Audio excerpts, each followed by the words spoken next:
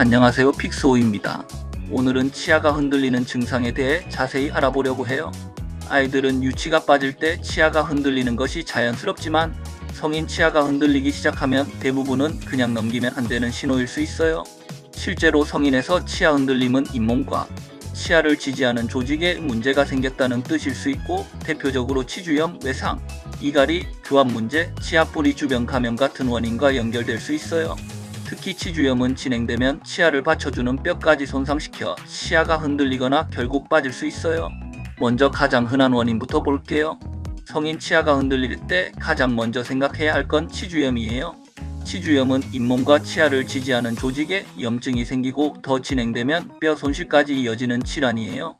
처음에는 잇몸이 붓거나 양치할 때 피가 나거나 입냄새가 심해지는 정도로 시작할 수 있지만, 진행되면 치아를 잡아주는 구조가 약해지면서 치아가 실제로 흔들릴 수 있어요. 치주염이 뼈 손실, 치아 흔들림, 결국 치아 상실로 이어질 수 있기도 해요. 두 번째는 외상이에요. 넘어지거나 운동 중 부딪히거나 턱이나 치아 쪽에 강한 충격이 가해지면 치아와 주변인데 뼈가 손상되면서 치아가 흔들릴 수 있어요. 이런 경우는 단순히 흔들림만 있는 게 아니라 치아 위치가 미세하게 달라지거나 통증, 씹기 불편함이 같이 생길 수 있어요. 성인에서 외상 후 치아가 흔들리면 그냥 지켜보지 말고 바로 치과에서 손상 정도를 보는 것이 중요해요. 세 번째는 부정교합이나 이갈이에요. 치아 배열이나 교합이 맞지 않으면 특정 치아의 힘이 과도하게 몰릴 수 있어요. 여기에 수면 중 이를 깎거나 이를 꽉 무는 습관이 더해지면 치아와 주변 조직에 반복적인 압력이 가해져 흔들림으로 이어질 수 있어요. 그리고 성인 치아 흔들림 원인으로 외상뿐 아니라 근본 질환과 함께 교합 조정이나 나이트 가드 같은 치료가 필요할 수 있어요. 네 번째는 치아 뿌리 주변 감염이에요.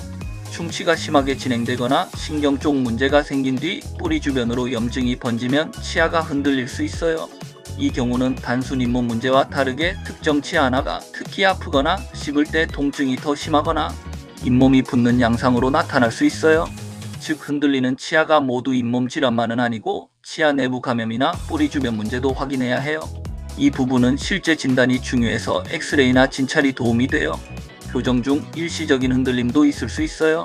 치아를 이동시키는 과정에서는 일시적으로 약간 흔들리는 느낌이 생길 수 있는데, 이는 치료 과정에서 보일 수 있는 변화예요.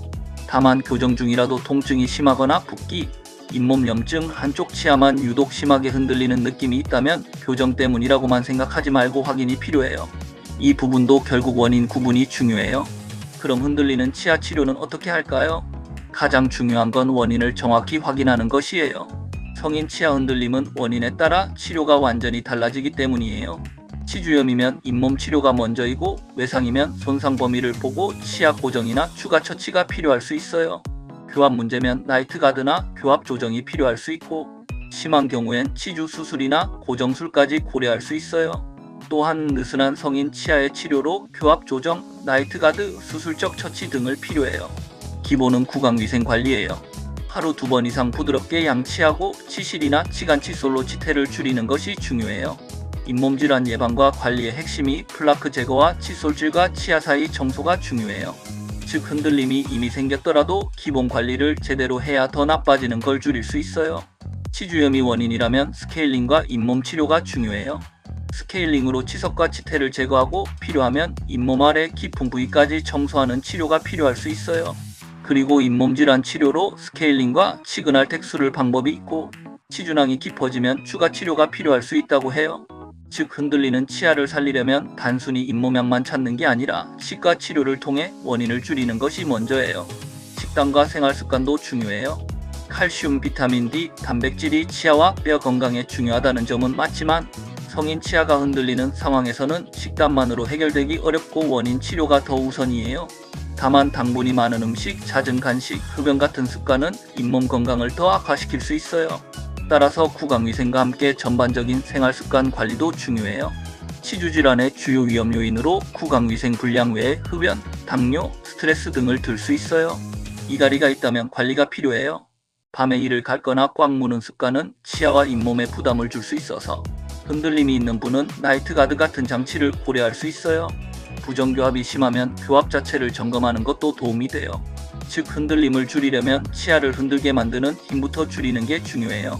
많은 분들이 잇몸 마사지나 녹차, 프로폴리스 같은 방법을 궁금해 하시는데요.